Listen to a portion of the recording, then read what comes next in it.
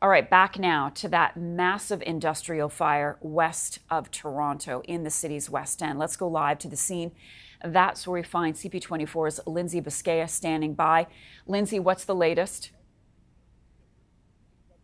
Well, Marcia, good news is the latest. We know now that the fire has been lowered to a 3-alarm. It was at a 6-alarm earlier this morning. And fire crew is making very good progress on this. You can see now they're still working very hard, very diligently to put out that fire. A lot of water needed here to do so because of the extent of the fire earlier today. But this looks very different than earlier this morning. I can tell you, we can see flames shooting out from the top of the building, thick, black, billowing smoke. It almost looked apocalyptic at times. So this is a big improvement. Though, despite that, we do know that crews will be here for the rest of today, probably for most of tomorrow as well, rather, putting out hot spots and any flare-ups. That is apparently very common after a fire that was this extensive. So we know that that's what's going to be happening today.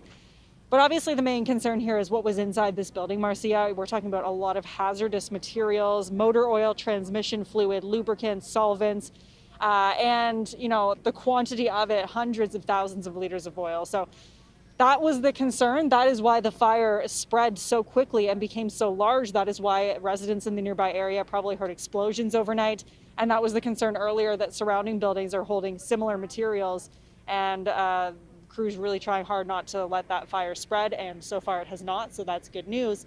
But residents in the area, Marcia, definitely being told to, because of the smoke that's still lingering, you can smell it, you can taste it, residents being told to stay inside if they can, keep their windows closed, and if they do feel as though they're having difficulty breathing or noticing any other challenges, to call 911 immediately. Okay, but no evacuations, Lindsay? So the buildings, that's a good point. I should mention the buildings around here in this area. It's a very industrial area. These company buildings have been evacuated for the day just as a precaution. But apart from that, no residents have had to evacuate their buildings. Do investigators know how the fire started?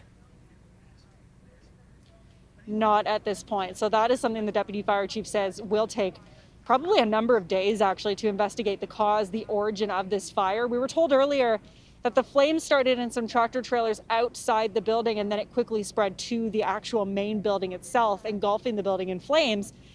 But whether the origin of the fire started in the tractor trailer, what caused the fire, it's still way too early to tell. We know the Minister of Environment is en route. The office of the Ontario Fire Marshal's office has also been called in. So the investigation will continue once the fire has been put under control. But at this point, that is still too early to tell, as well as the damage estimate. We're talking, obviously, at least millions of dollars in damage. But at this point, all still too early to tell. And today also, the other goal here, I should mention, is to decontaminate the firefighters, what they're wearing, the equipment they're using, because everything has been covered in oil. So that is the next goal after putting out the flare-ups and other hot spots. That will be the next one. And then we move on to possible causes, origin, and damage estimates. And do firefighters believe that, is it possible that they're still searching for someone? Do we know if there are any injuries? Was there anyone on this site at the time, or are they looking for people, Lindsay? They have not said they're looking for anybody, Marcia. We know no injuries have been reported either by anyone who might have been on scene or by firefighters.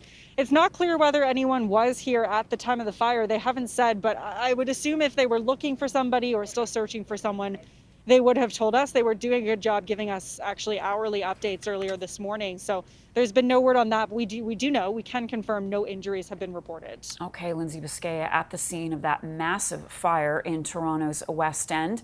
Lindsay, thank you for that update.